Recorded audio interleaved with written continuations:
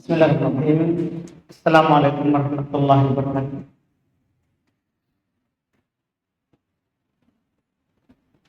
Innal hamdalillah nahmaduhu wa nasta'inuhu wa nastaghfiruh wa na'udzu billahi min shururi anfusina wa min sayyiati a'malina. May yahdihillahu fala mudilla lahu wa may yudlil fala hadiya lahu. Asyhadu an la ilaha illallah wahdahu la syarika lahu wa asyhadu anna Muhammadan abduhu wa rasuluh sallallahu alaihi wa ala alihi wa ashabihi wa man tabi'ahum bi ihsan ila yaumiddin, amma ba'd. Kaum muslimin jamaah salat maghrib rahimani wa rahimakumullah. Alhamdulillah, kita pada malam hari ini kembali membahas kitab Bulughul Maram min Adillatil Ahkam karya Al-Imam Al-Hafidh Ibn Hajar Al-Asqalani rahimahullah.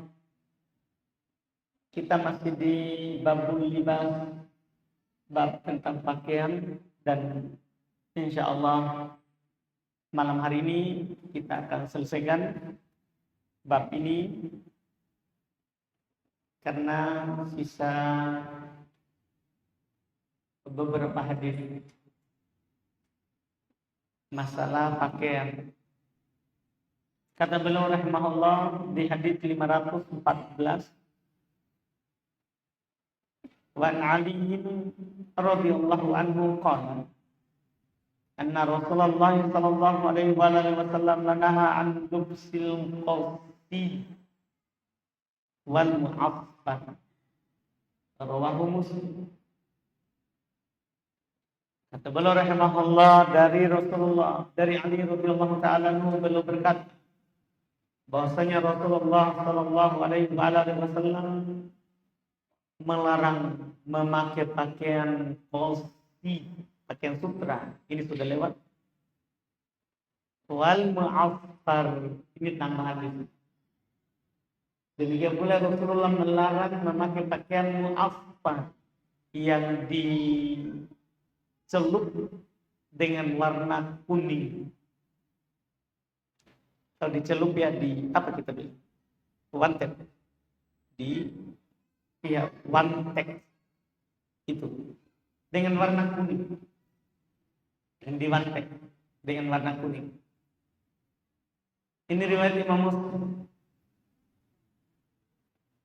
Dan juga kata beliau wa an Abdullah bin Amr, sama dengan hadis tadi, radhiyallahu ta'ala anhu maqala ra'a Ali ya an-nabi taubain mu'asfarain faqala kuntum amaruka bihadza, rawahu Muslim. Sama riwayat Muslim. Dari Abdullah bin Amr radhiyallahu ta'ala anhu beliau berkata, Nabi melihat Ali memiliki dua pakaian yang mu'asfarain, yang dicelup dengan warna kuning. Faqala, maka Nabi berkata, ibumu yang menyuruh kamu pakai ini? Ibumu yang menyuruh kamu memakainya? Ini pertanyaan pengingkaran. Pertanyaan pengingkaran. Dua hadis ini beliau ingin menyampaikan kepada kita hukum memakai pakaian yang berwarna kuning, yang dicelup dengan warna kuning. Tentunya kita berbicara laki-laki, karena perempuan bebas, tidak ada warna. Pakaian sutra saja boleh bagi mereka pakai, laki-laki tidak boleh. Ini masalah warna juga masalah laki-laki. Karena perempuan, Aisyah radhiyallahu ta'ala anha, Ummu Salamah radhiyallahu ta'ala anha, Asma putrinya Abi Bakar radhiyallahu ta'ala anha, mereka memakai pakaian mu'asfarat, pakaian yang dicelup dengan warna kuning. Tidak masalah kalau perempuan. Ini yang dibicarakan laki-laki. Yang dibicarakan ini laki-laki. Iya. Apa hukum laki-laki memakai pakaian yang dicelup dengan warna kuning? Pada dasarnya, para ulama rahimahumullah ta'ala berselisih pendapat tentang memakai pakaian yang dicelup dengan warna kuning. Yaitu dilarang, cuman larangannya haram atau makruh. Itu yang mereka bicara. Di antara para ulama, bahkan dinukil dari sahabat Umar, Utsman, Ibnu Umar, Anas, demikian pula ulama mazhab Imam Malik, Imam Ahmad, ya, mereka mengatakan makruh, tidak sampai ke derajat haram laki-laki memakai pakaian yang berwarna kuning, makruh. Ulama lain lagi mereka berpendapat haram.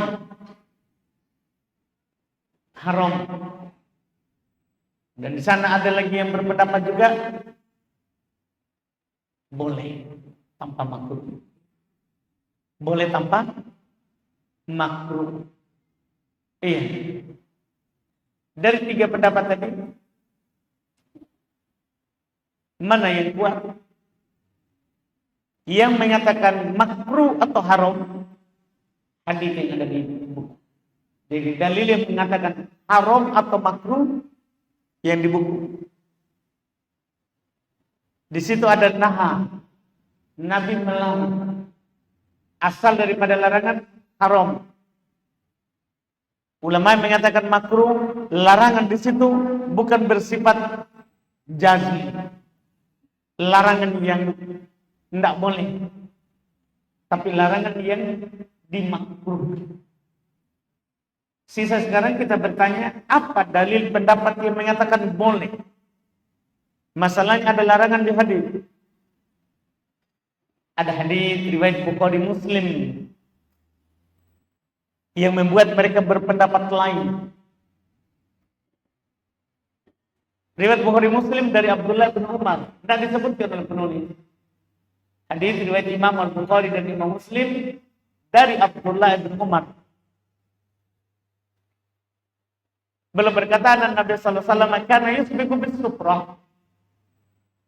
Adalah Nabi sallallahu alaihi wasallam itu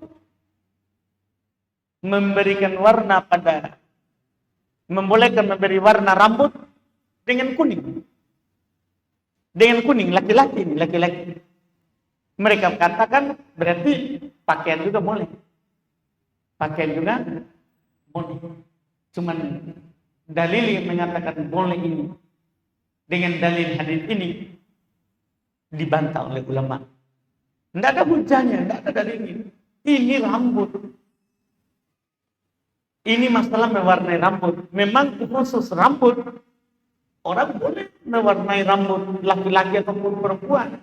Kecuali warna hitam. Jauhi warna hitam, kata Nabi. Adapun warna lain, silakan. Itu kan bebas laki-laki perempuan. Laki-laki boleh mewarnai rambutnya dengan warna apa saja. Menyemirnya. Boleh perempuan mewarnai rambutnya dengan warna apa saja. Yang penting jangan hitam. Jangan hitam. Nah, kita sekarang tidak berbicara rambut. Beda rambut, beda pakaian. Harus kita pisahkan itu. Makanya para ulama mengatakan tidak ada hujah. Tidak ada dalil terhadap hadis Ibnu Umar untuk membantah hadis yang melarang memakai pakaian yang dicelup dengan warna kuning. Tidak ada dalil, tidak ada hubungannya, karena beda rambut, beda pakaian. Beda rambut, beda pakaian. Iya, apalagi telah datang hadis riwayat Muslim.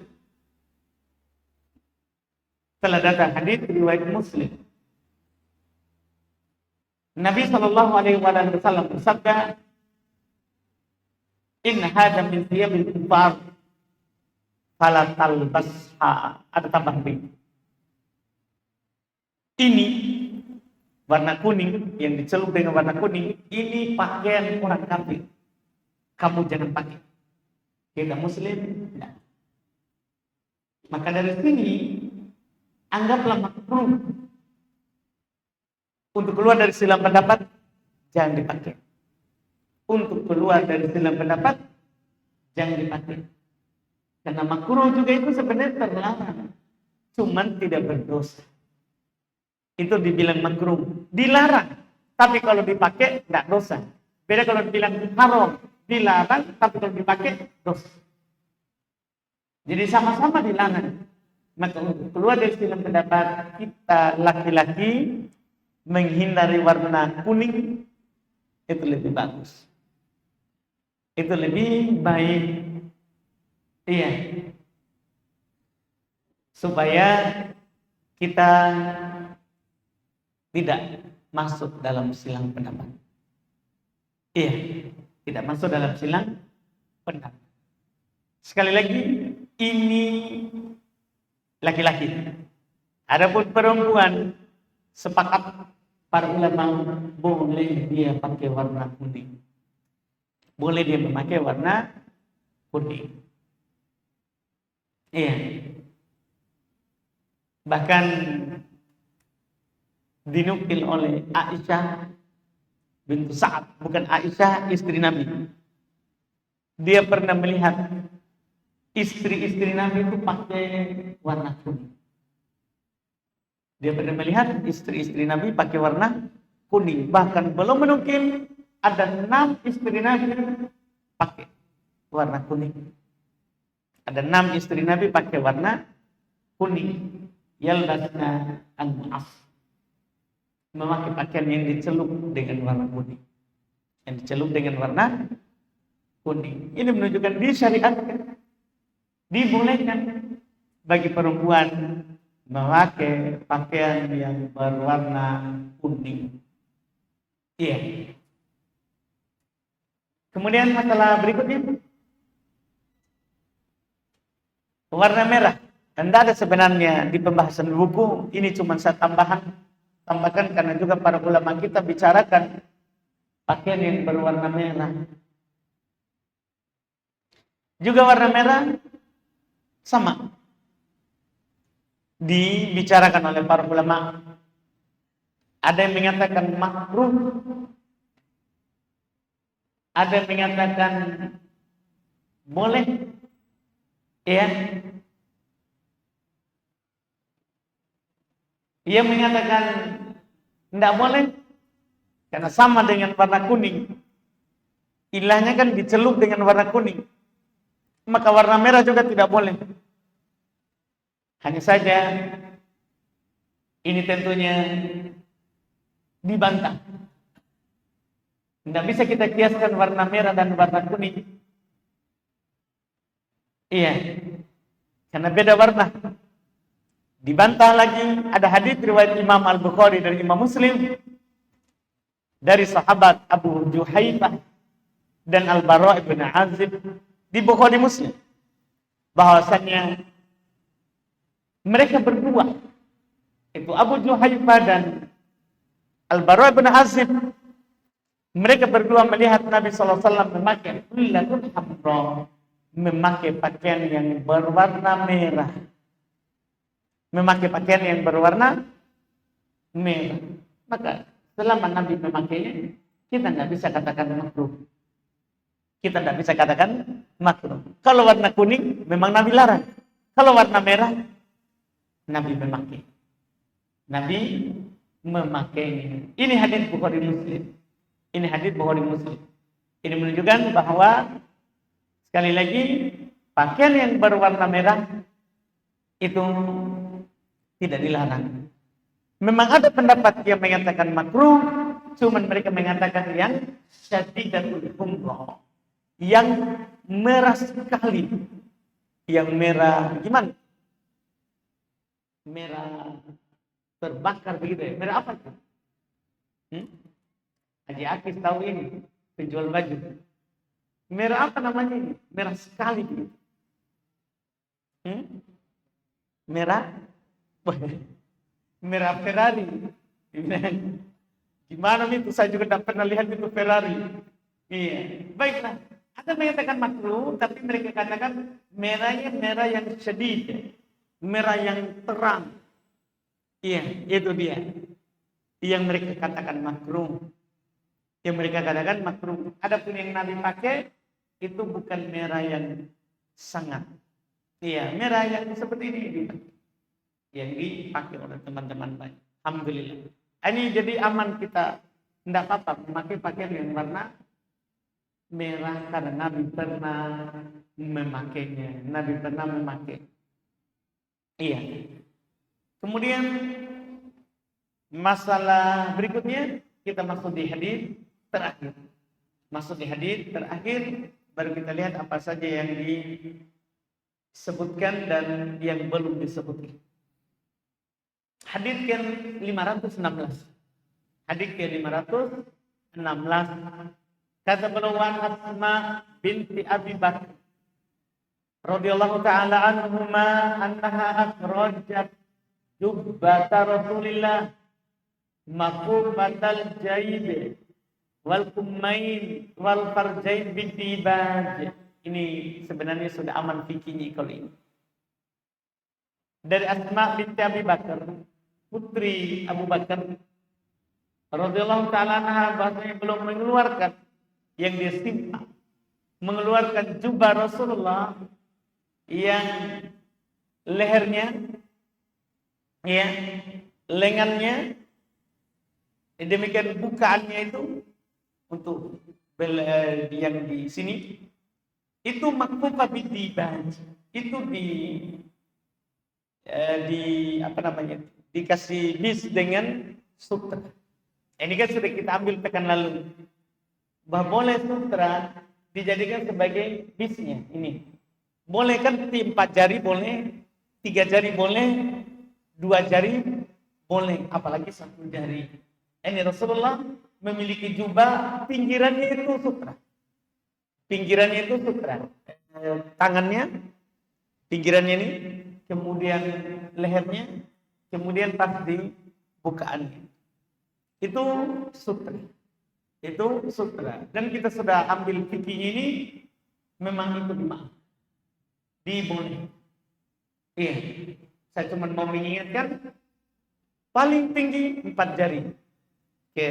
Tebalan lebarnya. Lebarnya sutra itu 4 jari. Boleh 3 jari, boleh 2 jari. Jadi kalau sejari, tentunya boleh. Demikian pula kalau hanya sekedar tidak kurang dari 1 jari, lebih boleh lagi. Lebih boleh lagi. Kata beliau rawah Abu Daud, riwayat Imam Abu Daud, asli Muslim. Asalnya dalam riwayat Imam Muslim.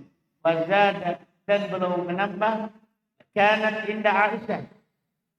Itu sebenarnya baju itu di Aisyah. Hatta kubidot, sampai Aisyah wafat.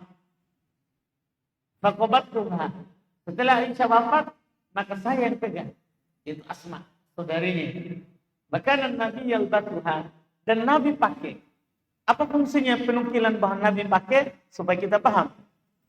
Bahwa sutra itu dimaafkan yang sedikit. Dimaafkan. Disebutkan tadi bukan hanya bagian bawah. Bahkan leher, ya, lehernya, tangannya, dan dipas buka. Itu dibolehkan sutra. Nabi memakainya. Wa nahnu naghsilu halil mardha nastashfi biha.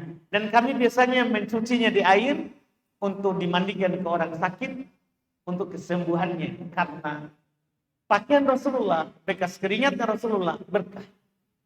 Tapi ingat, ini hanya berlaku kepada Rasulullah, tidak berlaku bagi siapapun setelah Rasulullah, apalagi hanya ustaz, syekh, kiai.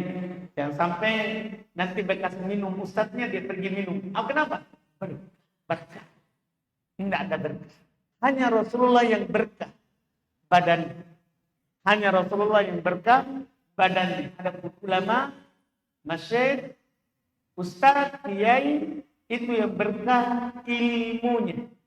Ketika antum dikasih ilmu, itulah berkahnya. Makin banyak yang dia bagi, maka makin banyak berkahnya. Iya, lihat Abu Hurairah, apa yang berberkah? Ilmunya. Karena banyak diajarkan, maka banyak keberkahan yang belum dapatkan. Dan banyak keberkahan yang orang dapat. Yang orang dapat. Itulah selain Nabi Sallallahu Alaihi Wasallam. Wazad al-Bukhari, dan ditambah oleh Imam al-Bukhari fil Adabil Mufrad, di dalam Adabul Mufrad, maka yalbasu halil ghamdi wal jum'ah. Masya Allah. Nabi memakai pakaian tadi itu yang kiranya itu lehernya sutra, bukanya itu sutra, tangannya sutra. Itu belum pakai biasanya untuk menyambut tamu dan untuk Jumat. Ya kalau Jumat belum pakai. Ini menunjukkan bahwa kalau kita menerima tamu, memakai pakaian yang bagus. Kalau kita juga pergi Jumat, memakai pakaian yang terbaik. Memakai pakaian yang terbaik yang kita miliki. Fikih hadis ini penutup di pembahasan pakaian. Pembahasan pakaian, basutra dimaafkan yang sedikit. Dengan ini, berarti selain pakaian yang terlarang ini, maka boleh kita pakai. Karena saya sudah kasih kesimpulan di awal, asal dalam pakaian itu mubah, kecuali yang dilarang. Asal dalam pakaian itu mubah dipakai, kecuali yang dilarang. Semua pakaian, dari kepala sampai ke kaki, itu masalah pakaian. Iya, makanya para ulama kita juga membahas bagaimana kalau seorang itu membuat kain sutra di pelapis pedangnya, di sarung pedangnya. Itu juga masalah pakaian, karena pedang, sarung pedang dipakai. Itu juga tidak boleh kalau melebihi yang disebutkan. Pelana kuda dijadikan sebagai tempat duduk di atas kuda, tidak boleh juga pakai sutra. Demikian pula jok motor kita sekarang misalnya, atau sarungnya itu mobil, kursinya tidak boleh pakai sutra. Tidak boleh pakai sutra. Ini masalah pakaian yang kita asal daripada pakaian mubah. Sisa sekarang kita tambah sedikit pakaian yang terlarang yang tidak disinggung oleh penulis. Pertama, pakaian yang ada gambar dawatul arwah. Pakaian yang memiliki gambar yang bernyawa. Tentunya supaya kita tidak terlalu berluas, ini kita berbicara kepada yang dewasa, yang sudah balik. Kita tidak berbicara anak kecil, karena anak kecil belum kena hukum taklifi, belum kena hukum wajib, sunnah, haram, mubah, belum makruh, belum anak kecil belum. Ini kita berbicara dewasa yang sudah masuk usia balik. Adapun anak kecil, kita ajarkan pada dia nanti misalnya jangan pakai pakaian yang bergambar. Itu kalau dia sudah paham yang kita kasih tahu dalam bab taklim, dalam bab mengajarkan ilmu. Hanya mengajarkan, bukan karena haram. Bukan. Ini kita berbicara orang dewasa. Sekarang orang dewasa, apa hukum memakai pakaian yang bergambar, yang bernyawa? Para ulama rahimahumullah, dalam hal ini ulama mazhab berselisih pendapat.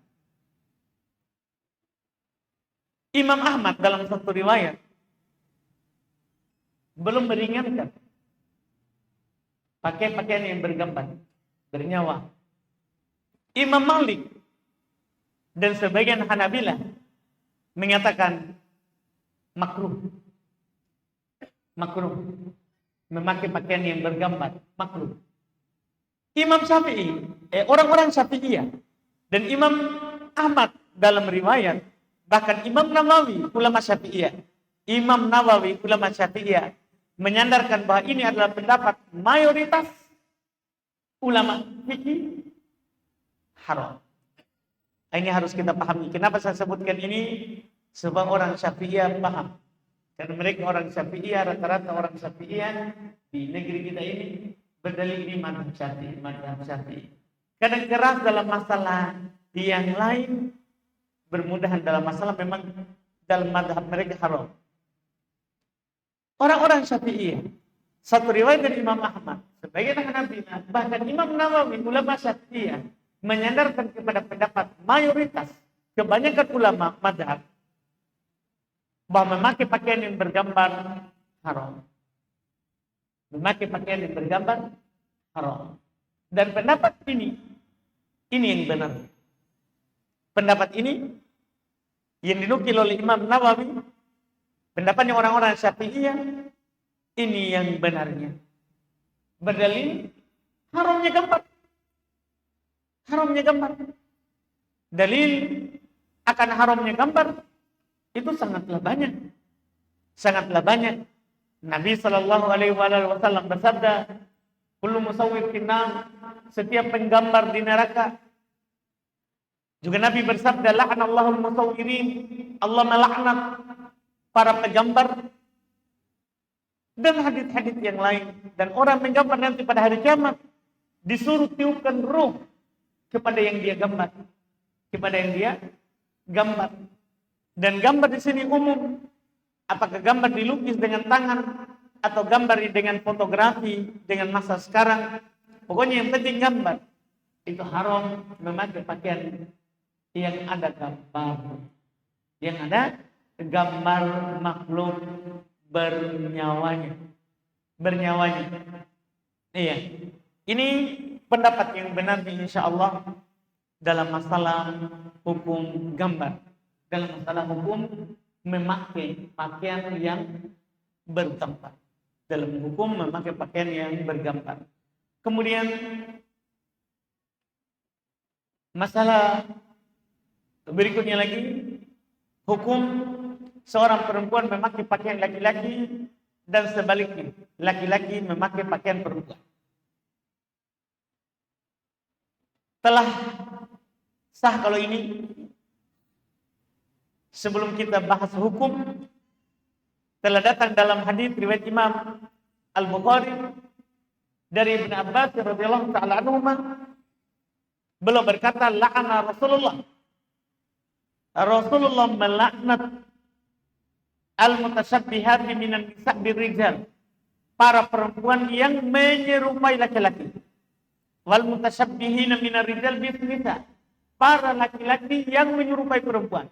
Ini belum masalah pakaian. Ini umum. Ini umum dulu. Di dalam hadis riwayat Bukhari ini dikatakan,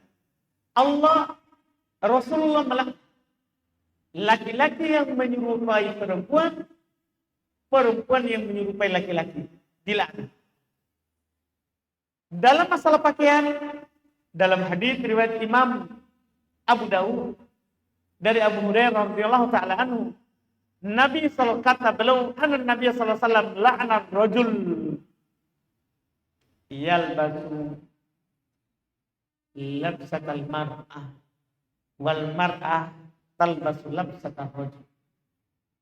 Rasulullah melaknat perempuan, laki-laki yang memakai pakaian perempuan. Laki-laki pakai daster. Laknat. Memakai pakaian perempuan maksudnya yang dibuat khusus untuk perempuan. Kan ada namanya pakaian itu umum. Bisa laki-laki, bisa perempuan. Ini namanya pakaian khusus. Rasulullah melaknat laki-laki yang memakai pakaian perempuan dan perempuan yang memakai pakaian laki-laki. Ini hadis khusus pakaian. Dari hadis ini para ulama kita seperti Imam Asy-Syaukani rahimahullah beliau berkata, wal hadits yadullu ala tahrimi tashabbuhin nisa birrijal wal rijal bin nisa. Hadits ini menunjukkan haramnya perempuan menyerupai laki-laki, laki-laki menyerupai perempuan. Bahkan sebelum Al-Imam Asy-Syaukani, Al-Imam Syafi'i rahimahullah taala telah berkata, ya, dengan ucapan yang semisal. Iya, dengan ucapan yang semisal. Tidak dibolehkan seorang laki-laki pakai pakaian perempuan, seorang perempuan memakai pakaian laki-laki. Kemudian berikutnya,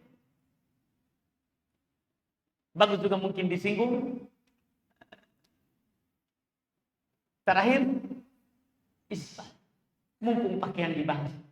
Karena kapan lagi kita isbal. Iya. Karena tidak berulang lagi ini sampai akhir buku tidak ada pakaian. Tidak ada lagi masalah pakaian. Hukum isbal. Isbal menurunkan pakaian di bawah mata kaki.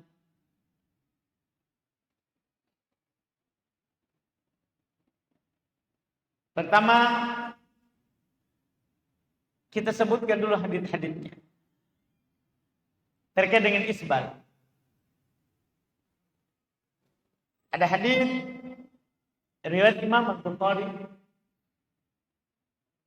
dari Abu Hurairah radhiyallahu taala beliau berkata, Nabi sallallahu alaihi wasallam bersabda, "Ma tahtal ka'bain min al-izar fa finnar."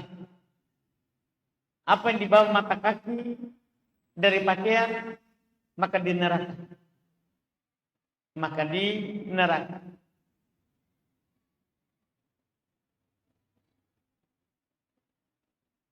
Kemudian hadis kedua riwayat Muslim. Hadis kedua riwayat Muslim dari Abu Dzar radhiyallahu taala anhu, beliau berkata Rasulullah sallallahu alaihi wasallam bersabda, "Salasatun la yukallimuhumullah wa la yanzuru ilaihim wa la yuzakkihim wa lahum 'adzabun alim. Al-musbil wal mannan wal munfiq sil'atahu bil halifil kadhib." Ada 3 orang Allah tidak akan berbicara dengan, Allah tidak akan melihat kepadanya, Allah tidak akan mensucikannya. Baginya ada siksaan yang menyakitkan. 3 orang. Allah tidak akan berbicara kepadanya, Allah tidak akan melihat kepadanya, dan Allah tidak akan mensucikannya. Baginya siksaan. Pertama, al-musbil, yang isbal. Kedua, al-mannan, yang mengungkit-ungkit pemberian. Dia pernah berikan sebulan sesuatu, dia bilang, itu sebulan saya beri. Dia hidup dari saya. Itu sebulan saya angkat dari bawah. Dia ungkit-ungkit pemberian kebaikannya kepada orang. Yang ketiga, al-munfiq sil'atahu bil halifil kadhib. Orang yang menjual barang dengan sumpah palsu. Dia bilang, demi Allah, itu sudah harganya di pasar banyak. Ini sudah modal itu. Padahal dia dusta. Dia bersumpah untuk melariskan barang dagangannya. Ini hadis kedua. Hadis ketiga, riwayat Imam Al-Bukhari dan Imam Muslim dari Ibnu Umar secara marfu, Rasulullah SAW bersabda, "La yanzurullahu ila man jarra thawbahu khuyala." Allah tidak akan melihat orang yang menyeret pakaiannya, melebihkan pakaiannya ke bawah karena sombong. Ini sengaja saya sebutkan dulu semua hadis ini. Ya, supaya kita paham sebentar hukum. Para ulama rahimahumullah, karena hadis tadi ada isyarat mutlak dan ada qaid, diikat dengan sombong. Memiliki 2 pendapat dalam masalah isbal. Pendapat pertama atau sebelumnya supaya kita lebih tajam lagi. Semua ulama bersepakat, tidak ada silang pendapat, bahwa disyariatkan kita mengangkat pakaian di atas mata kaki. Supaya kita paham, kan ada orang di sana mengingkari, kenapa kamu angkat pakaian? Berarti itu mengingkari syariat. Tidak ada silang pendapat di kalangan para ulama kita bahwa disyariatkan mengangkat pakaian di atas mata kaki, karena Nabi melakukannya dan Nabi menganjurkan para sahabatnya. Bahkan Abu Bakar pernah mengeluh pakaiannya longgar, selalu turun. Nabi maafkan kalau itu karena Bukan sengaja dikasih turun, tapi karena melorot itu. Tapi Abu Bakar mengeluhkan, gimana itu? Itu dimaafkan karena tidak disengaja. Jadi disyariatkan itu sebenarnya memang tidak di dalam pendapat. Disyariatkan untuk tidak isbat.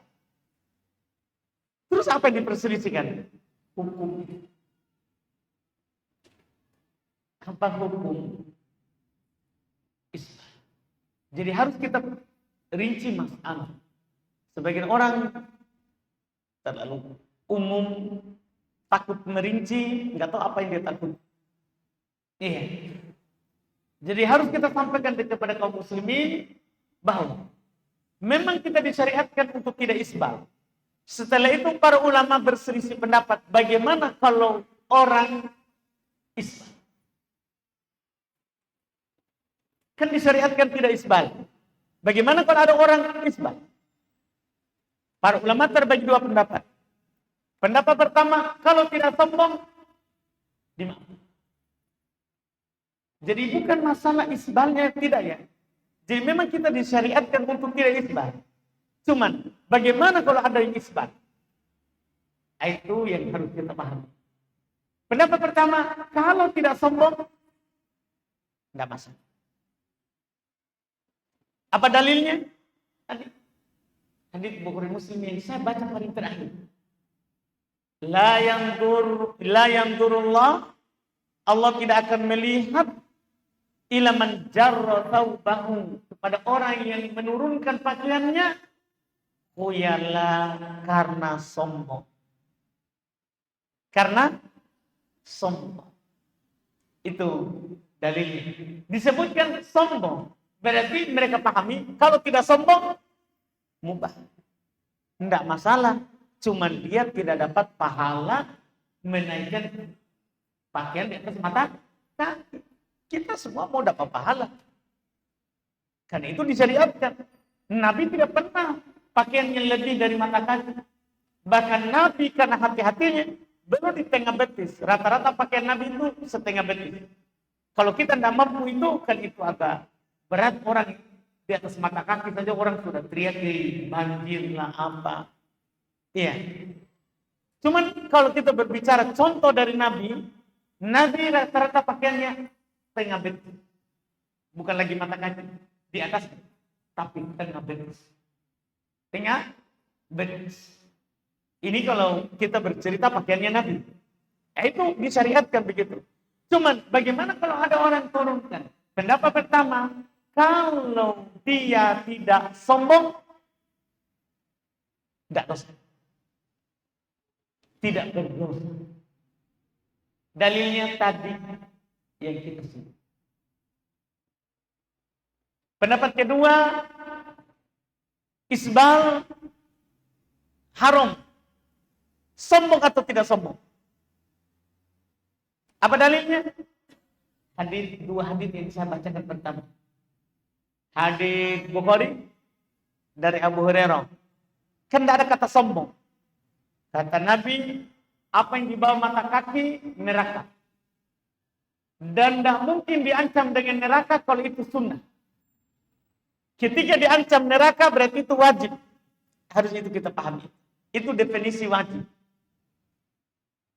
Dan berdalil dengan hadis Abu Dar, riwayat Muslim.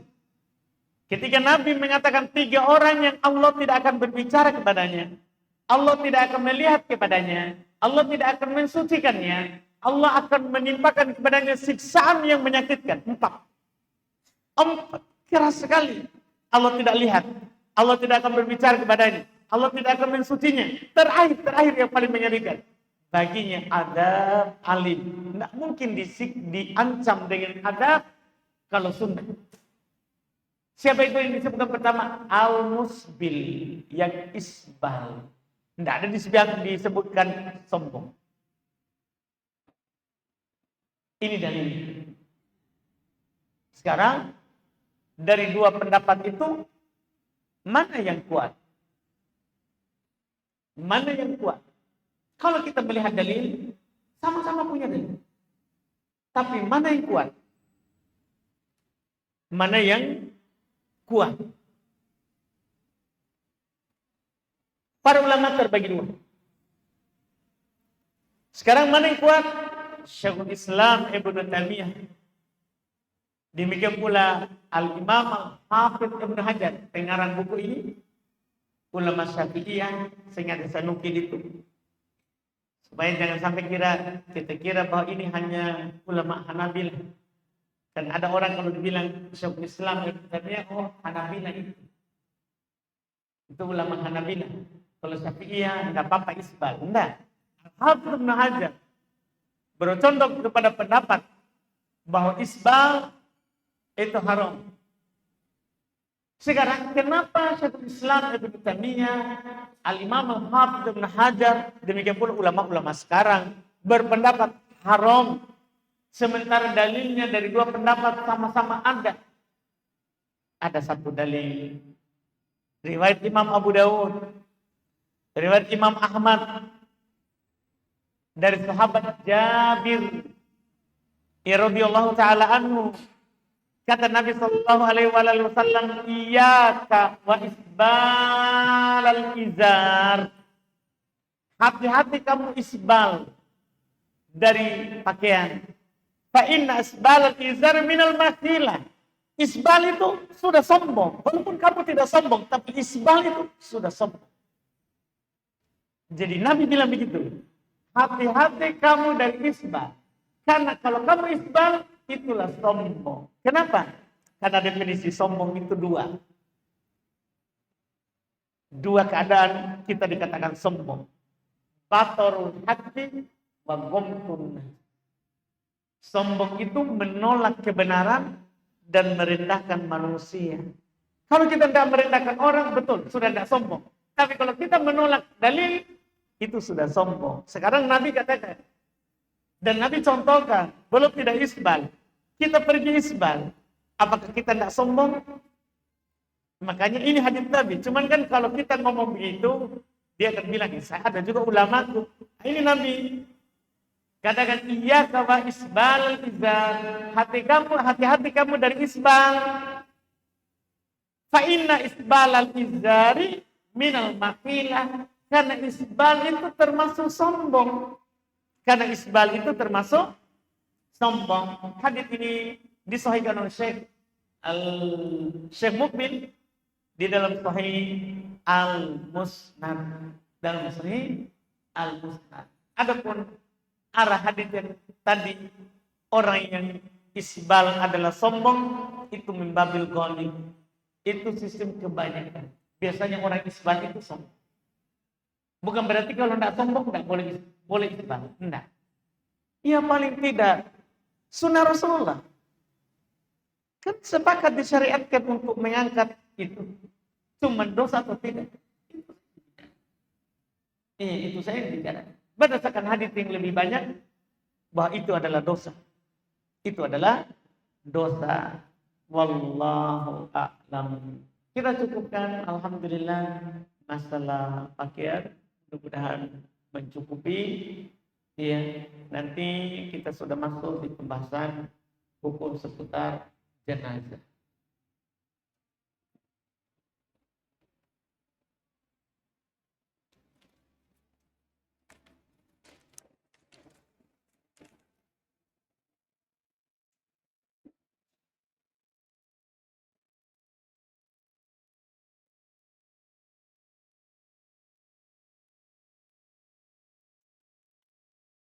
Bismillah, terkait jawaban Ustaz tadi pagi di JF tentang tidak boleh memakai pakaian yang ada ayat Al-Quran di pakaian tersebut.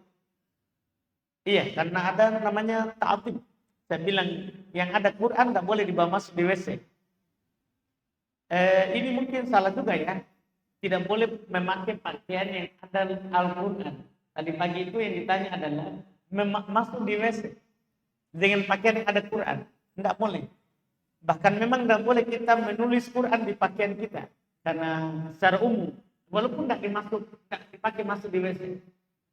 Iya, itu jawaban tadi pagi. Lalu bagaimana dengan memakai pakaian yang ada nama si pemakai? Contoh bulan, binti bulan. Tapi pakai bahasa Arab. Ya beda. Tidak semua bahasa Arab Quran kan begitu. Tapi Quran itu berbahasa Arab.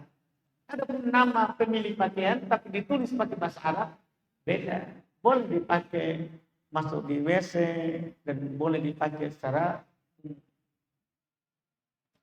Kemudian tapi pakaian bahasa Arab atau lafaz lainnya Ustaz, apakah itu dibolehkan untuk ditulis di baju masuk dalam WC? Boleh. Boleh. Atau permisalan lainnya seperti pada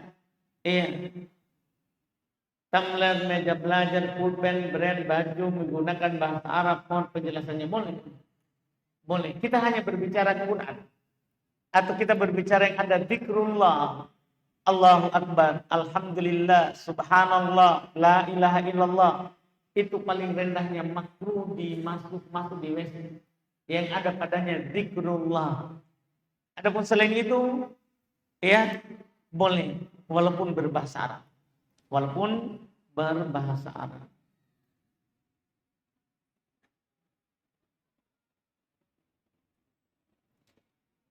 Bolehkah memakai pakaian laki-laki tapi ditutupi jilbab syar'i? Tidak boleh. Memang tidak boleh perempuan memakai pakaian laki-laki. Kecuali tadi pakaian yang umum, bisa laki-laki, bisa perempuan. Walaupun kita tutup pakai jilbab, nah, makanya yang dilihat adalah hakikat. Kita pakai pakaian laki-laki. Tidak dibolehkan.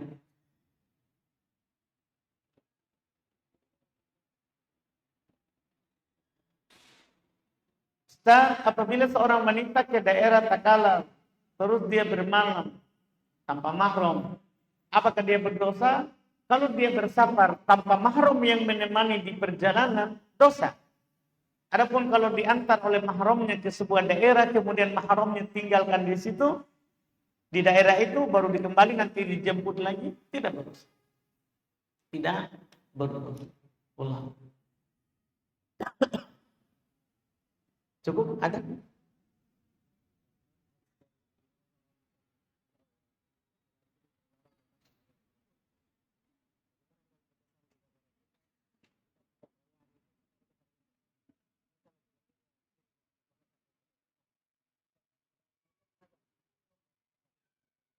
Haram.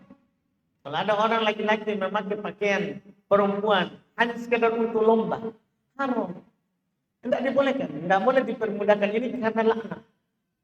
Iya, kalau ada lomba mengharuskan kita pakai daster, bahkan pakai BH, naudzubillah, itu naudzubillah. Tidak boleh ikut lomba yang ada pengharaman di dalamnya.